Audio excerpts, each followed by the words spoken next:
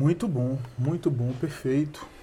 É, Aí está um texto presente ali no final, né, o último texto mediúnico de o Evangelho segundo, do capítulo 12 do Evangelho segundo o Espiritismo, o último texto mediúnico desse capítulo, e essa nota de Kardec é primorosa também, porque é uma nota que fala sobre esse melhoramento dos costumes, né, esse abrandamento dos costumes, como a Cris leu, e que tem a ver com esse resquício, digamos assim, dos nossos instintos mais primários, né?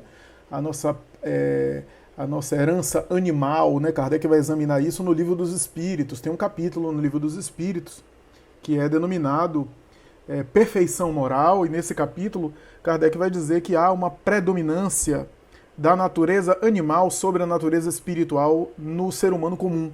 Ou seja, em nosso estágio evolutivo, existe uma predominância da nossa natureza animal sobre a nossa natureza espiritual. E Kardec explica dizendo o seguinte, que nós temos, portanto, duas naturezas, a natureza animal e a natureza espiritual.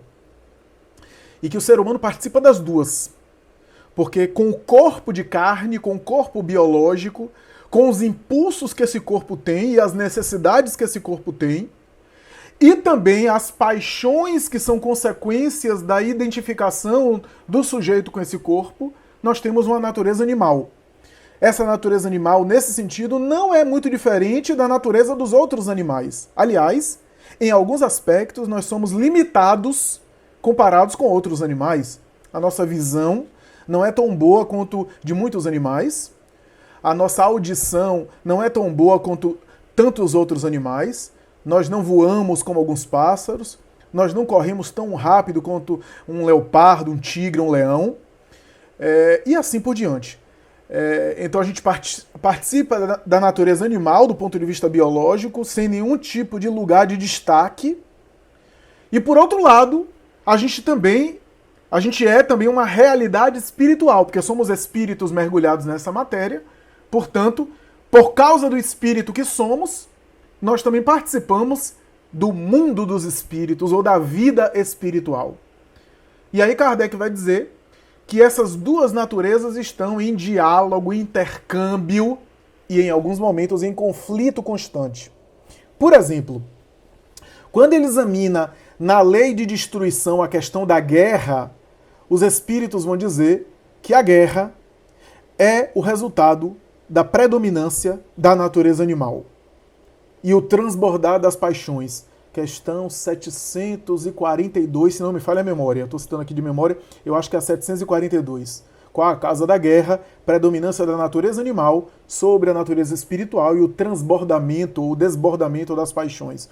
Ora, então ele examina, e olha que na lei de destruição tem flagelos que não são, tem catástrofes que não são herança da natureza animal, afinal tem catástrofes que são naturais. Catástrofes que são de natureza coletiva, que são erupção vulcânica, mas a guerra já é o resultado desse instinto básico, esses instintos mais primários. Joana de Ângeles, examinando essa questão, vai dizer o seguinte, que da nossa natureza animal, em função do instinto de conservação da vida, nós herdamos 3 instintos básicos que são instintos mais fortes em nosso comportamento, que predominam em nós, que é o instinto do estômago, portanto a alimentação, que é uma consequência da conservação da vida, para manter a vida, o instinto do repouso, graças ao qual a gente tem a possibilidade de renovar as forças e, portanto, também manter a vida, conservar a vida. Tudo isso é derivado do instinto de sobrevivência ou de conservação. E o instinto do sexo, que é o instinto de procriação, que é também para manter a vida, através da perpetuação da vida, da manutenção da vida através da reprodução sexual. Joana vai dizer que a partir desses 3 instintos, que são inevitáveis, inerentes em nós, herança dos períodos animais, a depender de como a gente se fixa nele, ou se relaciona com ele de maneira mais fixa, ou mais leve, mais abrandada, menos apegada, menos voltada para isso, porque são instintos inevitáveis, né? É inevitável estando no corpo físico, é inevitável a gente não ter o apelo do estômago. Tem até algumas pessoas aí, enfim, no passado aparecia gente aí que aparecia dizendo que se alimentava de luz, né? Que bastava uma iluminação elétrica. Enfim, eu desconfio que essa luz tem gosto de bacon. Mas existiu esse povo, né, que aparecia dizendo que se alimentava de luz. Mas é inevitável, é o apelo do estômago. Como diz Joana, o estômago não tem ética. Estômago não tem ética nem tem moral. É o apelo do estômago, é inevitável. Agora, a gente pode se relacionar com isso, portanto, a gente não dá para se ver livre dele, mas a gente pode se relacionar de uma maneira moderada, equilibrada, administrável, ou pode viver para comer, né? E não comer para viver, né? Que é o contrário, né? Me lembrei agora de Confúcio, o sábio chinês, né? Ele dizia: você nunca se arrependerá de ter comido pouco. A gente sempre se arrepende de ter comido um pouquinho mais, né? Então, ele dizia isso. O instinto do estômago é inevitável, né? Mas como lidar com isso? Viver submetido, escravo do instinto do estômago, ou controlá-lo, administrá-lo e atendê-lo a serviço de nós, é uma questão. O instinto do repouso é inevitável, porque o corpo é uma máquina que precisa de repouso, de renovação. Então não dá para escapar disso. Agora, você vai se deixar levar pelo amolentamento, vai se deixar levar por um excesso de descanso. Como diz um amigo meu, Flávio, eu tô tão cansado de não fazer nada. Quer dizer, ele descansa tanto que ele já tá... E dá cansaço mesmo. A ociosidade cansa a gente fica cansado de não fazer nada, né? Então, esse não é o ócio criativo que um autor aí de comportamento lançou um livro, né? Esse é um outro ócio, né? É o vício da preguiça, né? Até na Igreja Católica a preguiça é um dos pecados capitais, né? A indolência, como se dizia no passado, né? Indolência, o amolentamento, né? Ou assídia, né? Expressão da tradição católica, né? Assídia ou assédia, né? Preguiça, amolentamento, né? Que estava relacionado aqui, um parêntese, essa assídia nos monges, nos padres, nas freiras, dos claustros que ficavam em cima da cama e que não faziam seus deveres religiosos, estava relacionado ali a fenômenos de depressão entre religiosos que deixavam eles amolentados assim e que na época não se compreendia bem o fenômeno da melancolia, né, expressão antiga para o fenômeno da depressão, né? Depressão era chamada de melancolia no passado, né? O próprio São Tomás de Aquino escreve sobre isso. Então o repouso é inevitável, mas como é que eu lido com essa renovação de forças? Como é que eu lido com esse repouso? Eu vivo para descansar? Eu vivo para dormir em excesso e perder a noção da realidade? Porque também o sono pode ser um vício, pode ser um mecanismo de fuga. Eu posso utilizar um sono para me dopar toda hora e dormir, para não enfrentar os desafios da vida. Há quem faça isso, né? E essa indolência faz a gente procrastinar compromissos, jogar para frente, perder a referência, perder o parâmetro e até se alienar, né? Tem uma mensagem de Joana de Ângeles no livro Espírito e Vida. Eu acho que a mensagem se chama... Eu não vou lembrar o nome da mensagem, né? Eu acho que é o sono inimigo. Não tenho certeza. O sono inimigo. Ela vai dizer isso. Que as pessoas começam a se amolentar, começam a ter o hábito de, em qualquer situação, a pessoa simplesmente perde a consciência. Aliás, até no meio espírita. Eu falei na semana passada, muita gente achou graça, né? Que eu começo a falar no evangelho, começo a fazer a palestra, e tem gente que dorme na primeira fila, a fila do gargarejo. E depois agradece, dizendo que foi ótimo, né? Certa vez uma pessoa disse isso para mim: olha, é porque você é um palestrante que assim, quando dispara, aí eu durmo com a beleza. Aqueles palestrantes que ficam assim, eu não consigo dormir, porque quando vai dormir, ele muda de tom de voz. Quando você descarrega, fala sem parar. Quer dizer, minha palestra era sonoterapêutico. E aos espíritas, que eu chamo de perispíritas, Não é nem espírita inteiro, é espírita pela metade, porque tem uns espíritas de porco que querem dizer o seguinte, olha o que eles dizem. Não, sabe o que é? É que eu estava acompanhando a palestra fora do corpo, desdobrado, porque eu estava trabalhando. Ah, desculpa. Até na mediúnica, porque na mediúnica tem aquela luzinha suave, né? E muitos companheiros... Não, Flávio, eu estava aqui, eu estava participando da mediúnica desdobrado, fora do corpo. E eu digo, deixe para ficar desdobrado na cama, que tem 8 horas para você desdobrar. Aqui fique alerta mesmo. E aí Joana alerta para isso. Que isso vai tomando conta da pessoa, que qualquer coisa para parar é um filme, é uma leitura, é uma palestra, é uma coisa edificante, aí a pessoa desinteressa. Eu vejo muita gente dizendo, eu pego o livro espírita para ler, o obsessor me pega e eu durmo. Agora ninguém dorme contando dinheiro. Ninguém dorme escrevendo a carta pra namorado, assistindo uns filmes aí, aqueles filmes bem excitantes. Eu nunca vi ninguém dormindo. Agora, para ler um livro espírita, dorme. Tem a ver com os nossos interesses também, com aquilo que a gente se interessa em focalizar, né? Então nós temos, portanto, esses prazeres. E o prazer do sexo. Que mesmo não usando a função sexual, eu posso ser celibatário, eu posso estar em abstinência sexual, eu sou influenciado pelo libido.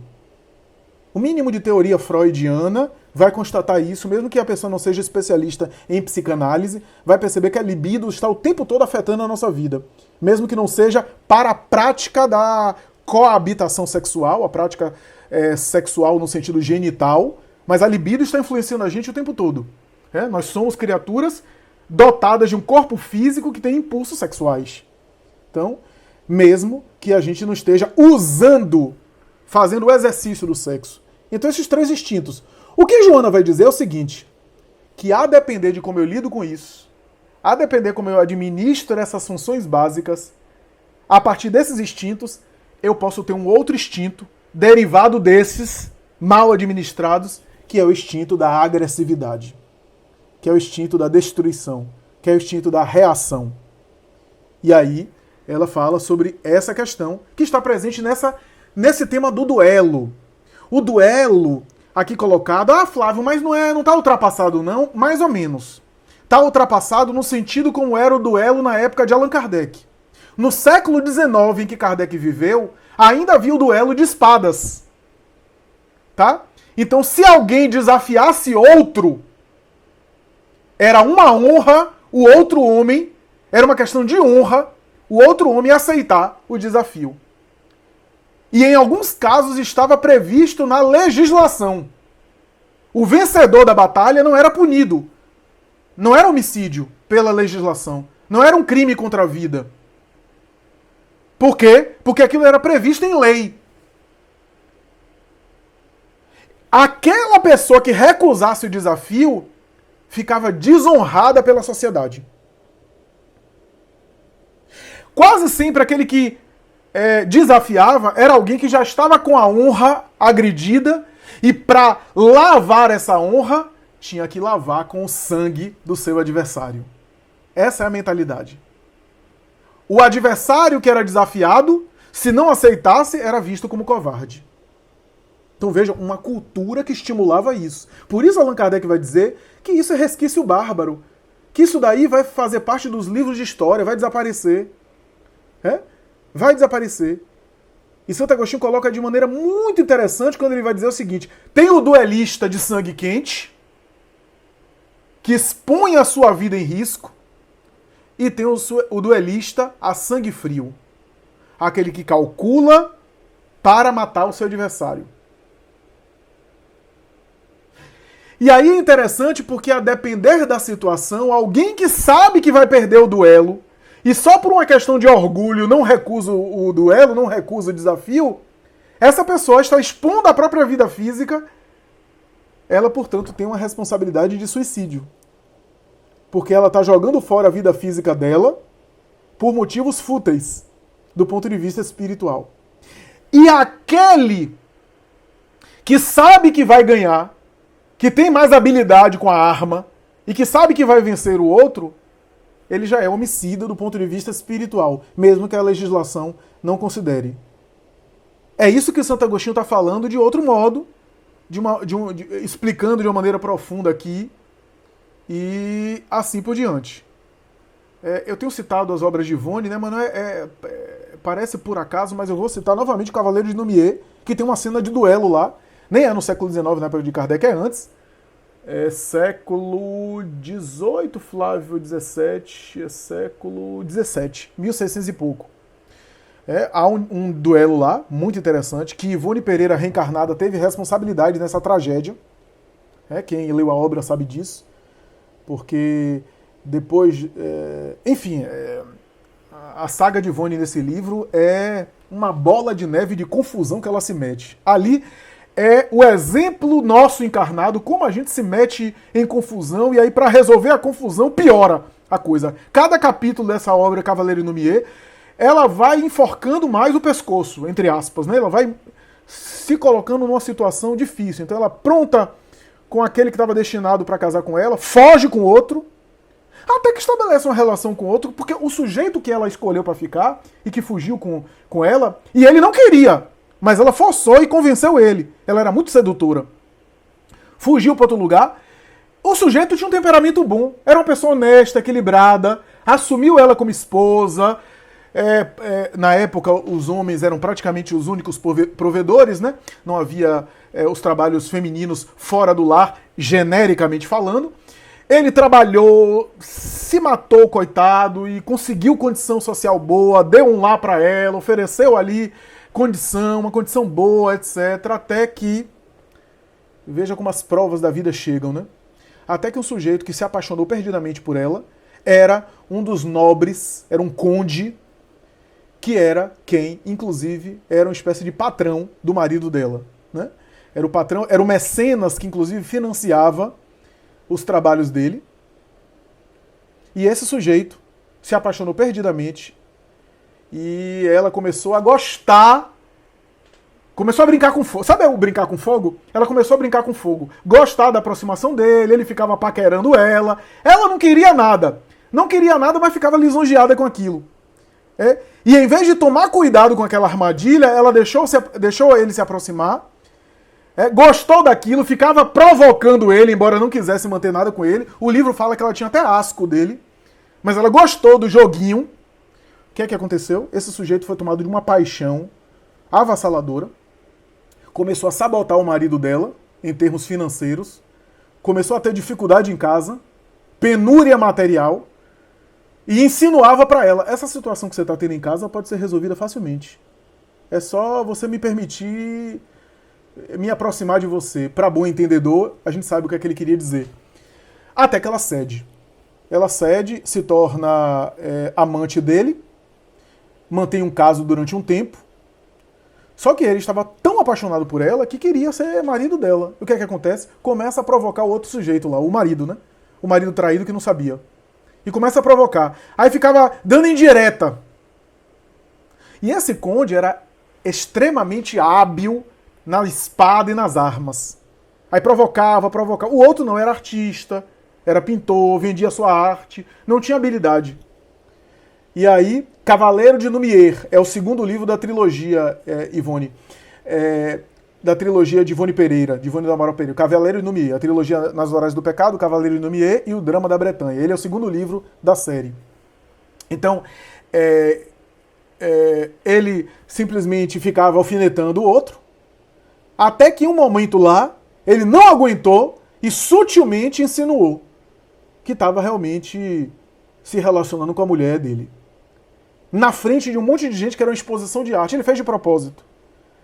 Aí, numa situação dessa, o outro que estava tentando, que tinha um temperamento bom, estava aguentando ali, ó, e já desconfiava da situação, mas gostava tanto dela que tentava evitar, tentava não querer saber, entrar em contato com isso.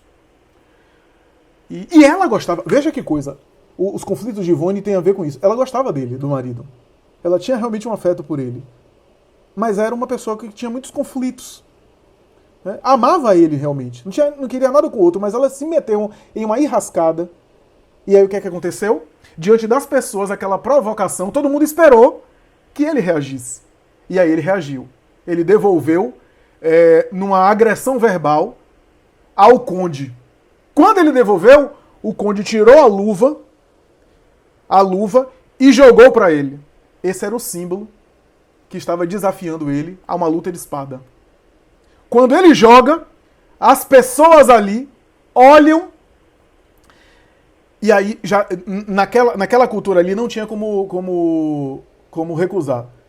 Porque como ele havia provocado, como ele havia respondido à provocação numa agressão, estava no dever do conde, que se sentiu humilhado, e era isso que ele queria, pegar a luva, tirar, jogar. Então, proponho. E aí o conde jogou a luva e já foi saindo. Foi saindo para o local do duelo.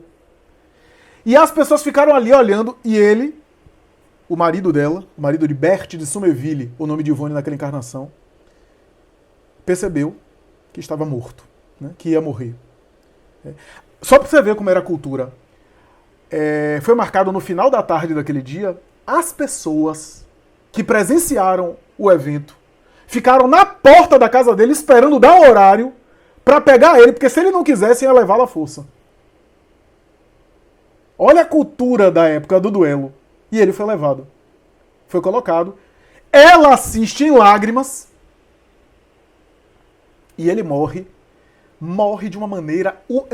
O conde dançou na frente dele, era hábil com a espada, e matou ele de uma forma a humilhá-lo diante de todo mundo. Não matou apenas... não apenas venceu a batalha, mas humilhou ele de tudo que é jeito. Humilhou de tal forma que tirou a espada dele, deixou ele no chão, para depois dar o golpe final. Então aquilo foi humilhante. Mas a gente vai ver que nessa situação, aquele sujeito desencarna melhor. Louis de Stanisburg, o nome dele. Reencarna melhor, ou desencarna melhor. É amparado pela sua mãezinha desencarnada, é recebido no plano espiritual, por conta de todo o conjunto da obra e da dedicação dele. Ele foi intempestivo, foi cabeça quente de aceitar o duelo, mas também não tinha como correr muito naquela situação. Mas o outro que armou tudo isso, esse sim desencarnou mal. Esse sim depois vai enfrentar a própria consciência e os males que ele praticou. Inclusive com essa prova, o marido de Berthe acaba desencarnando muito bem, acaba inclusive resgatando o erro de ter fugido com ela, para ficar com ela, em detrimento do seu irmão de consideração, porque a princípio ela era prometida para se casar com seu irmão de consideração, que acabou cometendo suicídio por causa dessa fuga, porque ela fugiu. Então, nós vimos ali o duelo, os reflexos desse duelo. Aí você vai me dizer, mas Flávio, nem existe mais esse duelo de espada, essa mensagem então está ultrapassada. Depende de como a gente entende.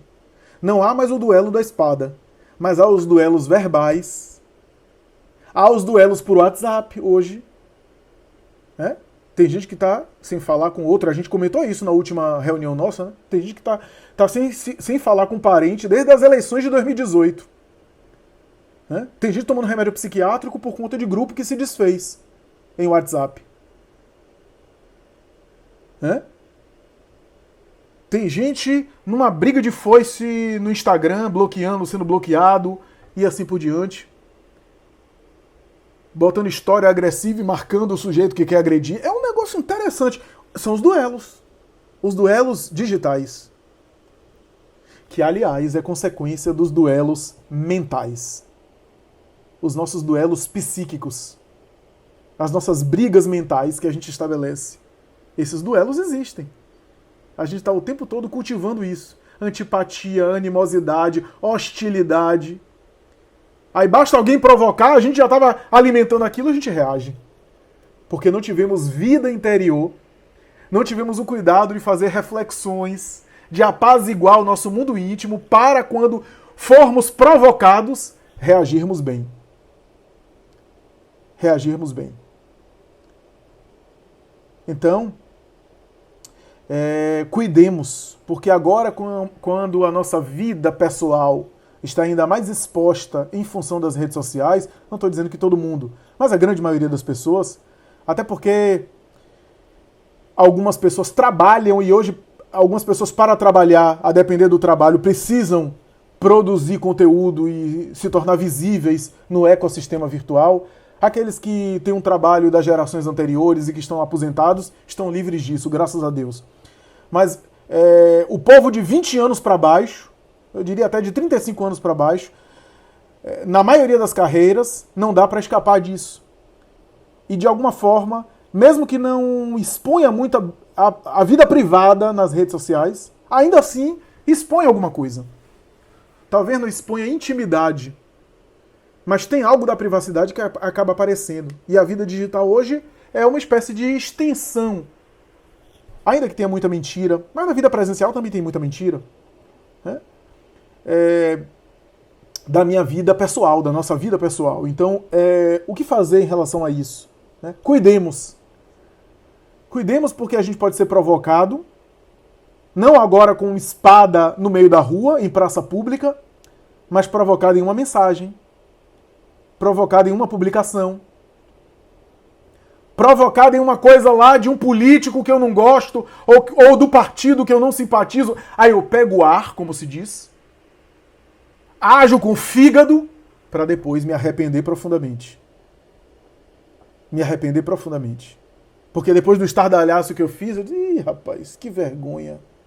E às vezes isso é ao vivo, numa live. Eu vi outro dia 2 criaturas brigando numa live por causa de negócio de política. Não tinha nada a ver o assunto da live com política e entrou. Então, cuidemos disso.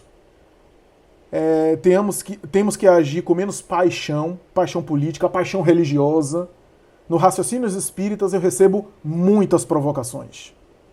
Provocação de materialista, provocação de ateus, provocação dos nossos irmãos evangélicos, não todos, há muitos irmãos evangélicos amorosíssimos, mas alguns que estão dizendo que eu vou pro inferno, que a gente tá tudo condenado pelo diabo, eu não sei como é que sabem, devem ser procuradores diretos do demônio, então sabem que eu tô condenado pro inferno, né, em função do demônio, etc. Então, cuidemos para não entrar nessas provocações. Né? Kardec tem um texto na Revista Espírita que ele vai dizer o seguinte, o texto é A Polêmica Espírita, é super interessante esse texto. Ele vai dizer que recebia dezenas de cartas por dia, de dúvidas, perguntas e muitas agressões pessoais. E Kardec vai dizer, nunca respondemos uma agressão pessoal. Sempre nos mantivemos em silêncio quando o ataque era a nossa pessoa. Quando o ataque era a doutrina, eu respondia à questão doutrinária me mantendo na doutrina e não nas pessoas. Discutia as ideias sem atacar as pessoas. E para algumas pessoas que só queriam discutir, eu não alimentava e não respondia. Joana vai dizer algo parecido, vai dizer, tu nunca te defendas. O teu defensor é o teu Senhor. E o teu Senhor é Jesus. Deixa a defesa com ele. Se alguém quiser alguma explicação sua, vai te procurar e vai te perguntar para você esclarecer. Mas se alguém te ataca, não está interessado em explicação nenhuma. Se você começar a se defender, você só vai dar alimentação para o agressor que quer causar polêmica. Não te defendas, não te justifiques, permaneças fiel ao trabalho, trabalhando, serviço no bem e não respondendo aos agressores que querem polêmica. Porque toda pessoa que se arma para se defender também ataca. Também ataca. Então tenhamos cuidado, porque hoje os duelos são verbais, são digitais, são duelos emocionais que estão presentes o tempo todo. Estão aí constantemente, o tempo todo, fluindo nas mídias digitais, nos nossos relacionamentos, nas nossas interações. Cuidemos, porque isso é cuidar da saúde mental nossa e também das relações com as pessoas que a gente ama. Para não fazer um mau negócio de, em função de diferenças religiosas, políticas ou sociais, a gente acabar fraturando, às vezes para sempre, um relacionamento de afeto, um relacionamento importante para a nossa vida, né? Na verdade, eu não tenho uma pergunta formulada, não. Então, a gente continua no processo aí de franquear a palavra. Se tivermos alguém que queira fazer um comentário ou alguma pergunta, podemos passar diretamente. A Cris está falando que hoje temos duelos de ideias, às vezes em discussões sangrentas, ofensivas, é verdade. esses debates, esses duelos verbais e mentais, né? E o choque das ideias que eu me referi, né, de um texto de Kardec na semana passada, eu me referi a esse choque de ideias, né, que a gente está tendo, próprio de transições planetárias, né, como é o caso do que está acontecendo agora em nosso estágio atual, em nosso momento atual do planeta, né? Ainda temos muito que evoluir, assim o Beni colocou. Sem dúvida, ainda temos heranças muito primárias, ainda estamos em processo evolutivo aí da conquista de sentimentos superiores, então é fato que ainda há muito que galgar, né? Ainda muito o que conquistar em termos de processo evolutivo, né? Estamos ainda nessa fase aí da transição entre o intelecto avançado, a tecnologia de ponta e os sentimentos ainda, alguns bárbaros, alguns primários, alguns instintivos. Essa dualidade que a gente está vendo, né? O avanço intelectual impressionante, mas o moral não acompanhando totalmente, né? O emocional ainda com vestígios de barbárie, ainda infantil em alguns momentos, que é a grande conquista. São essas conquistas agora morais, emocionais e assim por diante. Na verdade, eu estava pensando, quando você se referiu ao exemplo do duelo entre os personagens, né, do livro de Ivone, como é difícil para a gente, né, na verdade, abdicar um pouco do nosso próprio ego, se pensar na situação desse indivíduo que foi profundamente humilhado pela situação e ainda foi humilhado na sua própria morte, na verdade, né? E é isso, como, na verdade, isso é uma ilustração de um processo que a gente pode transferi-lo para outras áreas de nossa vida, e a gente observa como... eu acho isso, né? Como o ego da gente às vezes atrapalha nesses processos e como isso é tão humano ao mesmo tempo, né? Perfeito, Daniel. Isso é super interessante, né? Porque a proposta do Evangelho não é o convite à humanidade naquilo que o humano tem mais de humano, né? Eu tô até aqui me referindo a uma expressão de Nietzsche, né? Humano demasiado humano. Porque quando a gente fala em humanidade, a humanidade é uma gama, né? Uma paleta, é um espectro de vários comportamentos, né? Então, quando a gente fala da nossa humanidade, a gente está falando de paixões, mas também está falando de sentimentos bons, sentimentos humanos, né? Então, o Evangelho nos convida a desenvolver o humano que a gente tem de melhor, aquilo que tem de melhor no humano, mas ir além do humano, né? Eu nunca me esqueci que o doutor André Luiz Peixinho, certa vez conversando comigo a respeito do texto O Homem de Bem, capítulo 17 de O Evangelho segundo o Espiritismo, e eu falando sobre o retrato do homem de bem, descrito por Kardec, é um retrato maravilhoso, de uma pessoa nobre. E aí Peixinho disse assim para mim, só que o homem de bem ainda assim é homem. Não é o estágio final evolutivo. E de fato, o último comentário de Kardec nesse texto aqui não ficam colocadas todas as características da evolução moral, mas quem quiser conquistá-las, conquistando essas, está no caminho de conquistar as demais. Ou seja, o homem de bem também tem uma humanidade, né? Nós temos o nosso lado humano, né? O nosso lado humano. Daniel se referiu muito bem ao personagem que eu citei. Ele foi humilhado, né? Aliás, o resgate de alguns equívocos que ele cometeu se deu por conta dessas humilhações. E por isso que ele, inclusive, avançou espiritualmente ao chegar no plano espiritual. Por conta dessas humilhações, né? Dessa dor moral que ele experimentou, inclusive no final da vida, e desencarna bem. Desencarna bem, apesar de ter reagido ao duelo, correspondendo ao duelo, mas estava dentro de uma conjuntura que aquilo foi considerada, né? Diferente do outro, que tramou a sangue frio.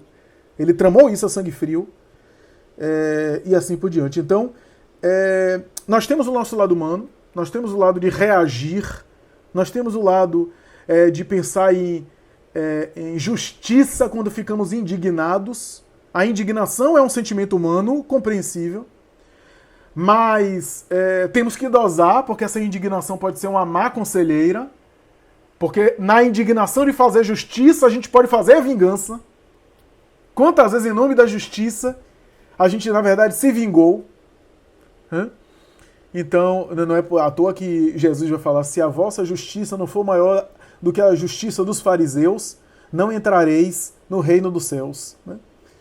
Então, não pode ser essa justiça humana. Então, é claro que tem o lado humano nobre, humanitário, altruísta, e o lado humano, que é o nosso lado humano egóico, né? Que é compreensível. É o nosso lado humano que de vez em quando a gente se desestabiliza. Agora, é diferente eu me desestabilizar e compreender que é o meu lado humano, compreender que de vez em quando eu vou cair, mas o mais importante não é cair. O mais importante é não ficar no chão. Eu caio, erro, mas eu volto e tento corrigir, insisto novamente, tento melhorar, porque a evolução moral é feita disso. Então, eu sou humano, e aí distrato todo mundo e não me esforço por melhorar, porque eu sou humano e saio por aí tratando todo mundo mal. Também não é assim também. É o meu lado humano, ok. Mas Raul Teixeira tem um pensamento que ele fala, que acha muito interessante. Ele diz que certa vez ele cometeu um deslize, né? E aí ele disse para o espírito benfeitor que ele era imperfeito, né? Então ele erra porque ele era imperfeito. E aí o espírito Camilo disse: não, é o contrário, meu filho. Você não erra porque você é imperfeito. Você é imperfeito porque erra. No momento que você consertar o erro, você já não vai ser mais imperfeito. Olha a proposta do guia espiritual. Esses guias não são brincadeira, né? Eu sempre digo isso. Não dê muita ousadia para os guias, porque eles jogam duro com a gente. Austeros, né? Disciplinados. Bom, enfim, tem gente que diz que o guia fica aplaudindo, fica elogiando, falando que a pessoa é missionária. Os guias que já se manifestaram comigo nunca me deram uma colher de chá. Nunca passaram a mão pela minha cabeça. Muito pelo contrário. Certa vez um guia desse disse assim: olha, os equívocos são seus. Assuma. Quando você tiver algum equívoco em palestra, em atividade doutrinária, assuma. Agora, os acertos, transfira para os bons espíritos que te inspiram. Olha só, então os erros sempre ficam comigo. Agora, os acertos são deles. Né? Que negócio bonito, né? Então, os guias são assim. Mas, enfim, é verdade. É o nosso lado humano. Nós temos o nosso lado humano. Mas tem um lado humano que até Jesus o tinha. Jesus chorou quando soube que João Batista foi degolado. Jesus se compadeceu diante da massa ignorante. Olhava com melancolia. Diz o Evangelho. Esse é o lado humano do Cristo. Que pegava a criança e colocava no colo. Que conversava e dava atenção às criancinhas. Então, esse é o lado humano do Cristo. Esse é o lado da humanidade do Cristo. Agora, aquilo da nossa humanidade, ele já não tinha. Né? A humanidade, as características nossas humanas, de destempero, etc., aí ele já tinha superado isso, ele já estava em outro estágio. Né? Tanto é quando estavam discutindo, né, os fariseus estavam discutindo se ele era ou não era filho de Abraão. Né? Ser filho de Abraão é ser pertencente à raça e à tradição judaica. Né? Ser filho de Abraão seria seguidor da lei. Né? É uma expressão idiomática. Né? Então, se ele era ou não era filho de Abraão, porque Abraão é o primeiro dos patriarcas. E quanto mais o patriarca é velho, mais antigo, mais importante do que o outro patriarca que chega depois. Né? A cultura patriarcal sempre valoriza o mais velho. E o Abraão foi o primeiro de todos os patriarcas. Então, estava perguntando se Jesus era ou não era filho de Abraão. Aí ele respondeu assim: antes que Abraão fosse, eu já era. Os fariseus se escandalizavam, né? Ele estava dizendo que antecedia o próprio Abraão, né? E de fato, espiritualmente, quem era Abraão perto de Jesus? Com todo respeito a Abraão, né? Quem era Abraão perto de Jesus? Com as suas características humanas, com seus conflitos, com a saga lá do filho Isaac, que quase ele sacrifica para demonstrar sua fé a Yahvé, né? Ismael, que seria mais tarde o futuro guia espiritual do Brasil, que foi filho dele com a escrava Agar. Ismael, que mais tarde se tornou o anjo do Brasil ao longo das encarnações, foi expulso por ele. Porque Sara, sua esposa, mais tarde ficou incomodada de ele ter se deitado com a escrava, tendo filho Ismael, e ele foi expulso das terras de Abraão. Então quem é Abraão perto de Jesus, né? Que já estava em um estágio que já tinha superado a nossa humanidade, já era uma outra humanidade, né? Então não é negar o nosso lado humano, mas saber que o nosso lado humano também melhora, né? Também se humaniza melhor. E eu estou falando apenas no aspecto da humanização, não estou falando nem da espiritualização, que é depois. Né? E aí eu concordo com você, Daniel. Muitos de nós ainda está animalizado. Então precisa primeiro se humanizar, para depois pensar em se espiritualizar. Porque ainda está bem mais animalizado do que humanizado, né? Flávio, antes mesmo que você começasse a comentar sobre essa questão dos novos duelos, Cristiane havia feito esse comentário que hoje nós temos duelos de ideias, às vezes em discussões sangrentas e ofensivas, e aí você começou a desenvolver toda a sua argumentação. Mais embaixo aqui nós temos Cássia Lima, ela fala interessante essa questão da intolerância religiosa, você nem pode falar que está estudando o espiritismo que as pessoas começam a criticar. Cristiane: para não duelar, temos que resistir em devolver a ofensa. Difícil discernir sobre o limite entre resignação e omissão. Realmente muito interessante, tiveram comentários bem interessantes aqui. Cássia Lima: já escutei pessoas de minha própria família pedindo para que eu pare até de fazer as leituras dos livros espíritas. A Odisseia: creio que reagir por vezes é tão nocivo quanto atacar, mas o treinamento de silenciar ou recuar diante de determinadas situações é muito desafiador para mim também, viu? Devo confessar. É libertador quando consigo olhar para a situação com um olhar mais amadurecido e abdicar de ter razão. Realmente comentários bem interessantes. Ainda a Rita de Cássia, essa pergunta também é envolvendo um tema da atualidade. E o MMA, Flávio? Você não acha que é um esporte extremamente agressivo? Lembra-me a arena de outros tempos, e as pessoas vibram quando o outro acaba com o adversário. Acho um esporte tão brutal e tudo por dinheiro. Cristiane: Dalai Lama já dizia, as pessoas que mais precisam da gente são as que erram. Jussara Boto, ela vai, aproveitando a colocação de Rita, a pessoa que adora assistir essas lutas de MMA, o que poderia ser essa atração por esse tipo de esporte?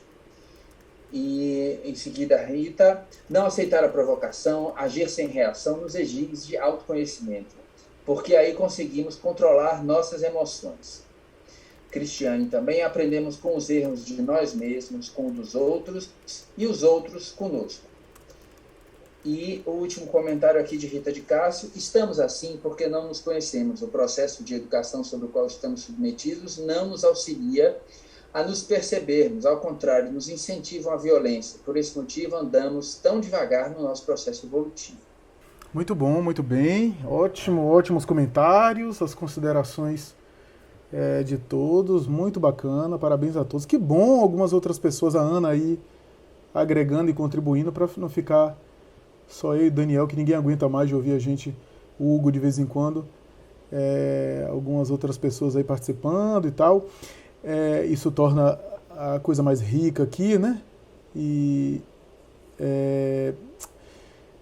Não, foram muitas coisas interessantes, né? A intolerância com o espírita. No passado o espírita era objeto, era vítima de uma intolerância muito maior. Kardec sofreu risco de vida. Muita gente não sabe que a omissão que Kardec fez nas obras kardecianas, das médiuns que ele usou, e que eram as médiuns que recebiam as mensagens mediúnicas, a maioria das quais, se não a totalidade, eram adolescentes, eram meninas de 12, 14, 15 anos, e que para protegê-las ele omitia o nome delas. Então, por exemplo, essas mulheres, essas meninas mais tarde seriam mães de família, e poderiam correr o risco. Então Kardec omitia o nome delas, colocavam as iniciais,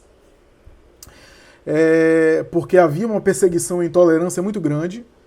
Depois disso, houve muita intolerância. Né? Hoje o espiritismo não é tão objeto de intolerância, mas ainda assim, na microfísica das nossas relações mais próximas, existe aquela família que tem a tradição, sei lá, tradição protestante ou tradição católica, que tem uma visão negativa do espiritismo e investe contra aquele familiar que aderiu à doutrina espírita, que está estudando a doutrina espírita, às vezes por ignorância, às vezes por incompreensão, às vezes por perseguição mesmo, e essas intolerâncias nesse sentido normalmente acontecem com os mais próximos da gente, então aqueles mais próximos que acabam de alguma forma agindo com intolerância conosco.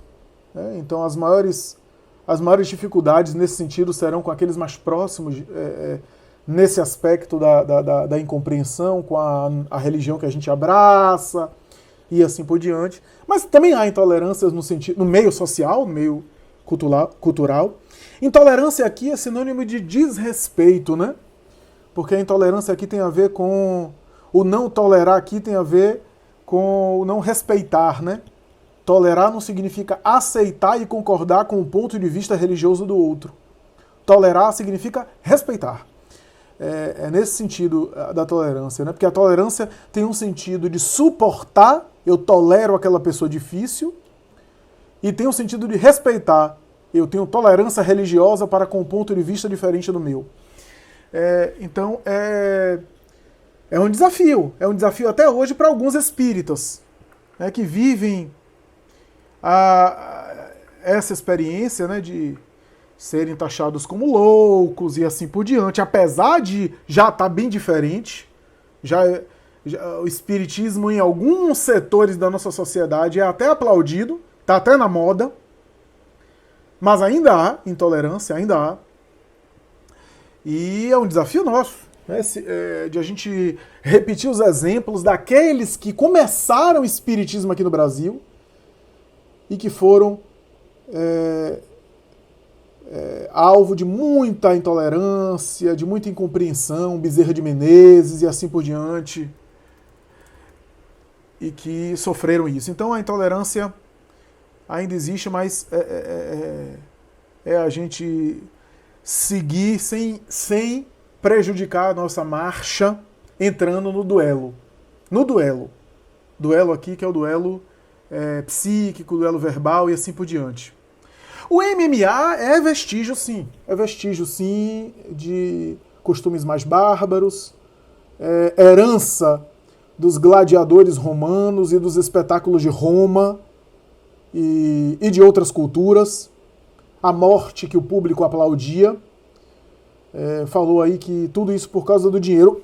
Inclusive o dinheiro que movimenta, porque não haveria essa estrutura toda de visibilidade, de brilho entre aspas, no sentido aqui midiático, se não houvesse quem comprasse. Se não houvesse quem comprasse, se não existisse aqueles que compram isso, pela audiência, pelos ingressos, você assistir a alguém que está no chão e o outro chuta a cabeça do outro.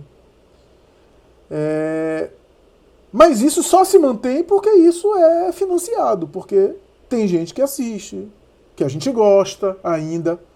Então, eu não criticaria muito a mídia, porque a mídia sobrevive disso, a mídia quer lucro. Se um dia a gente der audiência a coisas do bem edificantes, a mídia muda. Porque a mídia está atrás de lucro. Como dá lucro isso, como dá dinheiro, não é à toa que esses lutadores ganham muito bem. ganham muito bem, têm uma preparação física. Como isso é valorizado, nós valorizamos isso, reverte em dinheiro para eles. No dia que lutar MMA não for um bom negócio, a pessoa não ganhar bem, aí a coisa começa a alterar. Porque não há mais investimento, né? Então, existe isso daí, né? É um vestígio mesmo, é um vestígio primitivo e assim por diante. Um dos comentários falou sobre reagir às provocações. É um desafio nosso. A nossa tendência é reagir. E a reação é mais do mundo animal. Pise na pata de um cão, ele pode reagir te mordendo. É automático. Reagir é fácil, porque é automático, é do instinto. Que nós também temos o instinto. Né? Agora, não reagir que é difícil. Sobrepor a reação a uma não reação nesse sentido é uma coragem muito maior. Em vez de ser covardia, né? Covarde não reagiu, é demonstrar um autodomínio muito maior. Não há mérito nenhum eu reagir. Reagir é dar vazão aos instintos.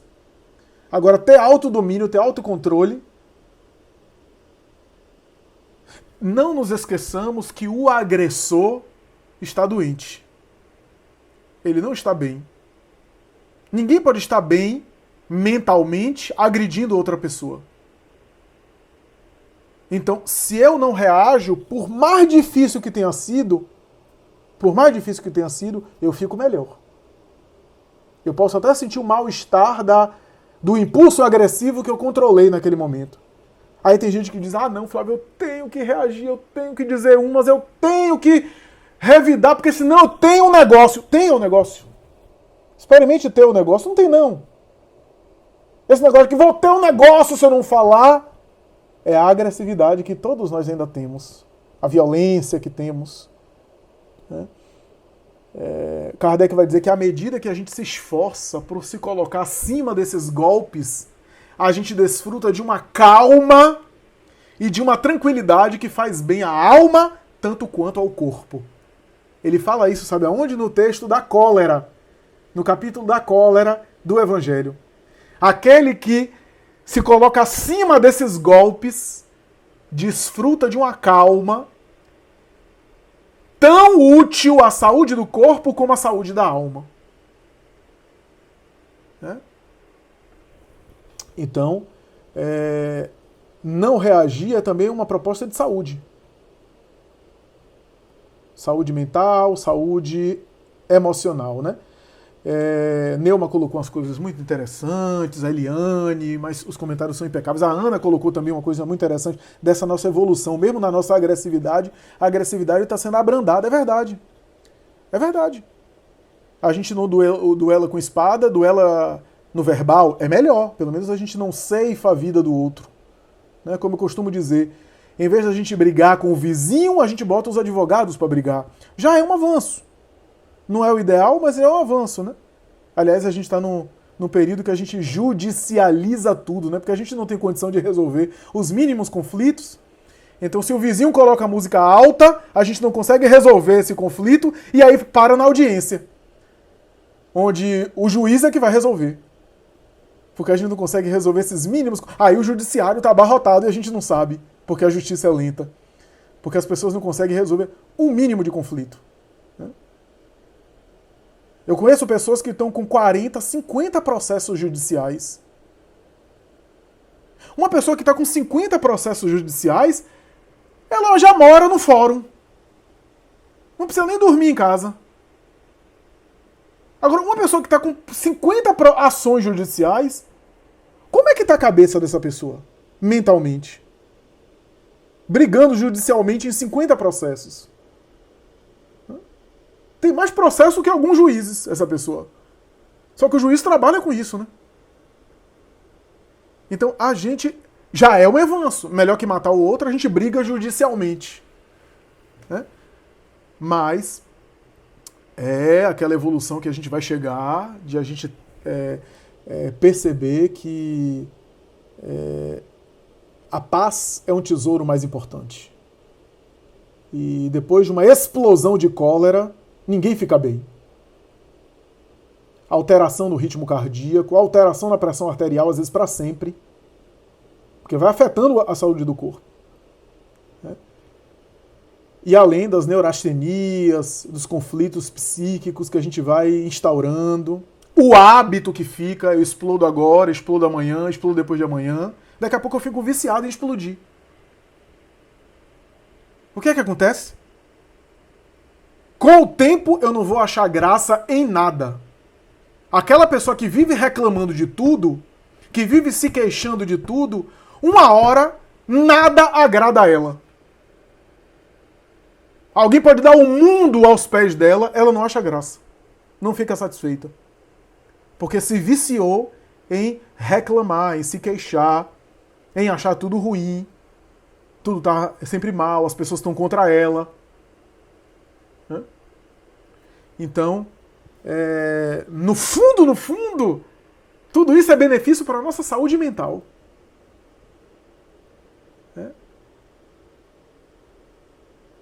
Preservar a saúde mental nas redes sociais, nos diálogos, né, nas disputas. Como diz Kardec, dialogaremos sim, disputaremos nunca. Dialogaremos. Explicar, dialogar. Nunca querer impor. Às vezes a tentação de brigar na área espírita é porque o nosso familiar não é espírita e a gente é. Só que a gente quer que ele seja espírita goela abaixo e ele não quer. E aí ele começa a discordar da gente e a gente quer impor o espiritismo nele. E aí a gente acaba se irritando por conta disso. Entender que a gente não se impõe convicção. Convicção não se impõe. A gente pode esclarecer, pode dialogar, mas nunca impor.